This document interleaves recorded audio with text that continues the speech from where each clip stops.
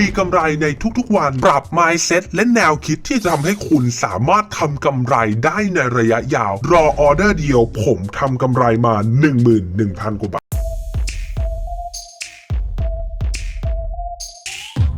กราบสวัสดีเพื่อนๆทุกๆคนกันด้วยนะครับยินดีต้อนรับทุกท่านเข้าสู่ช่องของเทรดอย่างเซียนนะครับกลับมาพบผมอีกครั้งนึงนะฮะมาสเตอร์จีครับคนที่จะมาผ่านเพื่อนเนี่ยเข้ามาอยู่ในวงการเทรด binary option ได้อย่างมีความสุขครับเพราะว่าผมเนี่ยจะเอาความรู้และข่าวสารดีๆเกี่ยวกับ binary option มาฝากเพื่อนๆให้เพื่อนๆเนี่ยสามารถเอาไปฝึกฝนและทำกำไรตามเทคนิคของผมและแนวคิดที่ผมแชร์ให้ได้แบบง่ายๆครับก่อนที่เราจะไปเริ่มต้นกันครับฝากกดไลค์กดแชร์กด subscribe ในทุกๆช่องทางเทรดอย่างเซียนไปด้วยนะครับไม่ว่าจะเป็น Facebook YouTube TikTok IG นะครับเพื่อที่เราเนี่ยจะได้ติดตามข่าวสารกันได้อย่างทั่วถึงแล้วก็ไม่พลาดข่าวสารใหม่ๆเกี่ยวกับผมนะครับแล้วก็อย่าลืมว่าการลงทุนมีความเสี่ยงครับผู้ลงทุนทุกท่านควรศึกษาข้อมูลดีๆก่อนที่จะเริ่มต้นลงทุนด้วยนะครับแล้วก็ใครนะครับที่ยังไม่มีบัญชีเทรดของ 8x Trade นะครับผมได้ทิ้งลิงก์สมัครเอาไว้แล้วที่ใต้คลิปนี้เพื่อนๆสามารถกดสมัครใช้งานได้ฟรีนะครับโดยจะมีเงินเดโมให้เพื่อนๆเล่น 10,000 เหรียญนะครับสามารถเติมได้เรื่อยๆและที่สำคัญเลยเพื่อนๆคนไหนนะครับที่อยากเรียนรู้เทคนิคการเทรดเพิ่มเติมผมจะขึ้น QR code กลุ่มของผมนะฮะที่เราเนี่ยเทรดทำกำไรกันโดยจะมีโค้ดสอนฟรีอยู่ต่างๆมากมายนะครับก็เข้ามาเรียนรู้เข้ามาศึกษากันก่อนได้นะครับว่ามันใช่กับตัวคุณหรือเปล่าถ้าแอดมินถามว่ารู้จักกลุ่มนี้มาจากไหนก็บอกเขาไปว่า Master G หรือว่า MG ก็ได้นะครับโอเคในคลิปนี้นะครับผมจะมาวิเคราะห์เจาะลึกวิธีการเข้าออเดอร์แบบแม่นยำในรายวันนะครับที่ผมใช้ทำกำไรอยู่ในปัจจุบันและเพื่อที่จะเป็นแนวทางให้กับเพื่อนๆมือใหม่ที่กำลังจะเข้ามาเทรดในวงการเทรด binary option นะครับเพื่อจะลองเอาแนวคิดเหล่านี้เนี่ยมาปรับแก้ไขในการเทรดของตัวเองเพื่อให้ทุกคนเนี่ยสามารถทำกำไรได้และมีกำไรได้ในระยะยาวนะครับโดยวิธีการเทรดที่ผมจะเทรดเนี่ยคือการเข้าออเดอร์แบบแม่นยำเพียง1วินเท่านั้นครับต้องย้อนกลับไปก่อนนะครับผมถามนักเทรดหลายๆคนหรือถ้าเกิดอยากจะให้เพื่อนๆเนี่ยทำกำไรยังไงก็ได้ให้มีออเดอร์วิน1ออเดอร์เนี่ยคุณจะทำได้ไหมผมต้องบอกเอาไว้ก่อนเลยนะครับว่านักเทรดโดยทั่วไปกว่า 80% เนี่ยพูดเป็นเสียงเดียวกันเลยครับว่าถ้าอยากจะให้วินเพียง1ออเดอร์โดยไม่ได้คำนึงถึงออเดอร์ลอสเนี่ยยังไงก็ทำกำไรได้อยู่แล้วเพราะว่าไม่ว่าจะเป็นการเทรดแบบที่มีการเล่นทบไม้นะครับหรือเป็นการเทรดแบบการที่เราเนี่ยรอออเดอร์ให้นานที่สุดมันก็มีโอกาสทำกำไรได้ดีอยู่แล้วใน1วันนะครับและถ้าเกิดผมถามใหม่ล่ะถ้าเกิดอยากจะให้เพื่อนๆเนี่ยทำกำไรได้ในทุกๆวันเนี่ยคุณจะทำได้ไหมเชื่อไหมครับว่าเพื่อนๆเหล่านั้นเนี่ยกลับตอบผมมาว่าไม่สามารถทำกำไรได้เนื่องจากว่าการที่จะเทรดให้มีกำไรในทุกๆวันเนี่ยมันดูยากเกินไปสำหรับพวกเขาซึ่งตรงนี้เนี่ยนะครับผมจะมาไขข้อสงสัยและปรับความเข้าใจผิดเหล่านี้เนี่ยให้เพื่อนๆใหม่ก่อนผมจะต้องเปิดออเดอร์ให้เพื่อนดูก่อนครับผมเพิ่งเข้าเทรดมาในวันที่12นี้นะครับ 5,000 บาท 12,000 บาทและก็ออเดอร์สุดท้าย 30,000 บาทตรงนี้นะครับสุดท้ายเนี่ยผมชนะมานะครับในออเดอร์ที่3โดยการที่ผมเนี่ยนั่งรอกราฟเซตนี้เนี่ยมาเป็นระยะเวลาประมาณ38นาทีนะซึ่งตรงนี้นี่แหละครับที่จะเป็นจุดที่จะทำให้เพื่อนๆเนี่ยสามารถทำกำไรได้แล้วมีกำไรได้จริงในระยะยาวผมปรับ mindset ให้เพื่อนๆฟังใหม่ก่อนครับว่าการที่คุณจะทำกำไรให้ได้ในทุกๆวันเนี่ยจริงๆแล้วเนี่ยมันคล้ายๆกับตอนที่ผมถามเพื่อนๆในตอนแรกนั่นแหละครับว่าคุณเนี่ยสามารถทำกำไรให้วิน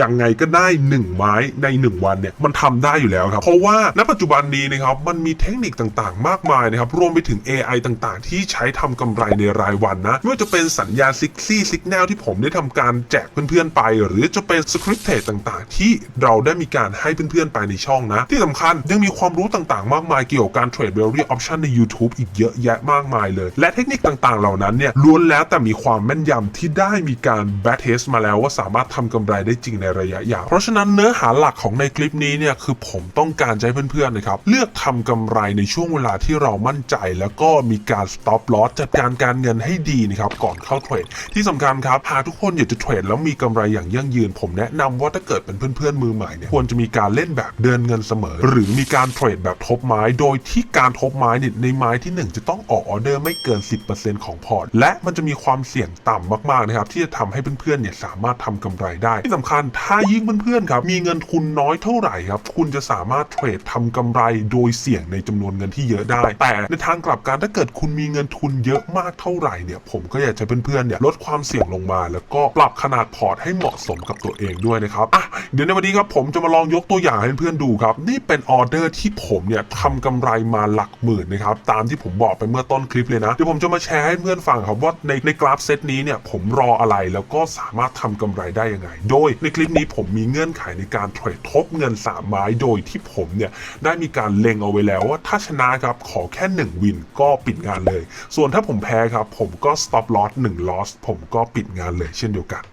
ในออเดอร์นี้ครับเป็นส่วนหนึ่งในไลฟ์ของผมตามที่ผมบอกเพื่อนไปนะณจุดนี้ครับผมได้ทำการตีเส้นแนวต้านมาเป็นที่เรียบร้อยครับและออเดอร์นี้ครับจะเป็นออเดอร์เดียวที่ผมเทรดนะครับโดยผมเนี่ยมีการตั้งเป้าหมายว่าผมจะเทรดออเดอร์ละ 5,000 บาทโดยผมจะเป็นการเล่นแบบทบเงินนะครับแบบ3ไม้วินในเทคนิคนี้เนี่ยผมใช้เป็นเทคนิคแท่งกลืนกินครับที่อยู่ในเทคนิค PA สายซิ่งนะเพื่อนๆสามารถย้อนไปดูได้นะครับที่เพลย์ลิสต์นี้นะครับผมได้ทำคลิปเอาไว้ให้เพื่อนๆเป็นที่เรียบร้อยแล้วนะครับในออเดอร์นี้ครับใส่มาที่โซนแนวรับเก่านะครับจึงกลายมาเป็นแนวต้านใหม่และแนวต้านนี้ก็ได้มีการคอนเฟิร์มก่อนหน้านั้นแล้วว่าสามารถทำกำไรได้ผมจึงเลือกเปิดออเดอร์เซลล์มาครับและเดี๋ยวเรามารอลุ้นกันครับว่าในแท่งนี้เนี่ยกราฟจะเป็นไปตามที่ผมคาดการณ์หรือเปล่าและใช่ครับในช่วงจังหวะนี้เนี่ยผมกำลังจะต้องทบเงินนะครับในออเดอร์นี้ผมจะเตรียมทบไปอีก 12,000 บาทครับเพราะว่าในตามเทคนิคแล้วเราสามารถเล่นทบเงินได้3ไม้ครับออเดอร์ที่ผมกำลังจะทบต่อไปนี้จะเป็นออเดอร์ทบเงินในไม้ที่2ซึ่งก็มีความสวยงามครับเพราะว่าราคาเนี่ยเข้าใกล้ๆโซนแนวต้านเป็นที่เรียบร้อยแล้วเดี๋ยวเราไปรอลุ้นกันครับว่าในแท่งที่2นี้เกิดอะไรขึ้น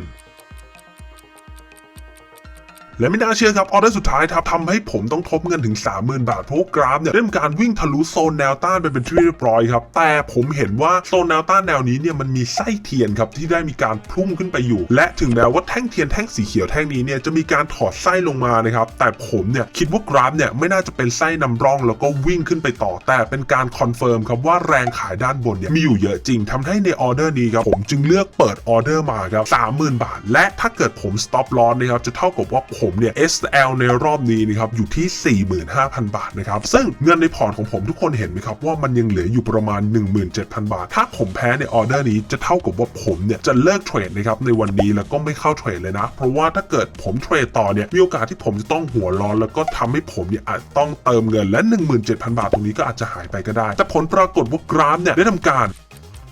ใช่ครับวิ่งมาปิดเป็นสีแดงตามที่เราคาดการเอาไว้ทำให้ออเดอร์นี้ผมบวกมาอยู่ที่ 26,761 บาทครับและทำให้ผมปิดงาน TP มาอยู่ที่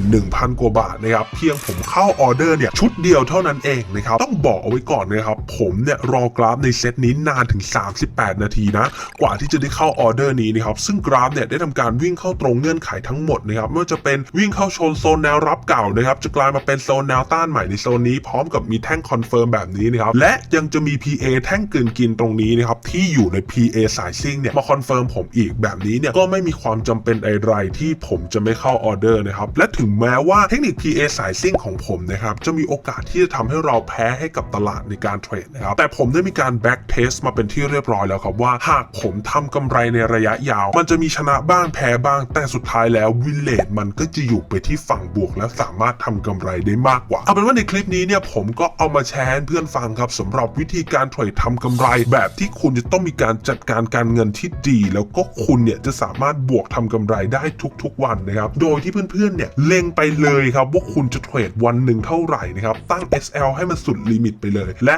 ถ้าเกิดเราตั้ง SL มาพอดีแล้วเนี่ยสิ่งที่เราต้องทำต่อไปก็แค่เล็งกราฟให้ได้นานที่สุดเพื่อให้ได้เข้าออเดอร์ที่แม่นยำที่สุดเหมือนกับผมในออเดอร์นี้ครับ1ชุด 11,000 บาทปิดงานแล้วไปใช้ชีวิตครับสำหรับในคลิปนี้ก็ประมาณนี้แล้วกันนะครับหวังว่าเทคนิคเหล่านี้เนี่ยจะไปช่วยเพื่อนๆนะครับปรับ mindset แล้ววิธีคิดต่างๆให้ทุกคนเนี่ยไปลองทำกำไรในตลาด Binary Option ได้ดีมากยิ่งขึ้นนะบางคนเนี่ยติดฟิลในการเทรดครับบางคนตอนเช้าเทรดทำกำไรได้ดีตอนบ่ายเนี่ยก็คิดว่าตัวเองจะทำกำไรได้ดีเลยมาเล่นต่อแต่สุดท้ายเนี่ยกลายเป็นว่ากำไรที่ได้มาตอนเช้าและเงินในพอร์ตทั้งหมดเนี่ยกลับล้างหายไปนั่นอาจจะเป็นเพราะว่าเราเทรดไม่เลิกและเล่นไปเรื่อยๆไม่ยอมมี SL ก็อาจจะเป็นได้นะครับเพราะฉะนั้นเรื่องนี้เป็นเรื่องที่สำคัญมากๆสำหรับการเทรดและถ้าเกิดเพื่อนๆจะอยู่ในวงการเทรด Binary Option คุณควรจะรู้เรื่องนี้เอาไว้นะครับเจอกันใหม่ในคลิปหน้าครับหวังเพื่อนๆจะชื่นชอบนะครับขอคนละ1 ไลค์เป็นกำลังใจกับผมด้วยอยากจะเข้ามาเทรดสดพร้อมๆกันเนี่ยคุณก็สามารถ แอดไลน์เข้ามาได้เลยที่ขึ้นอยู่บนหน้าจอนี้แล้วนะครับจะมีแอดมินคอยตอบแล้วถ้าเกิดแอดมินถามว่า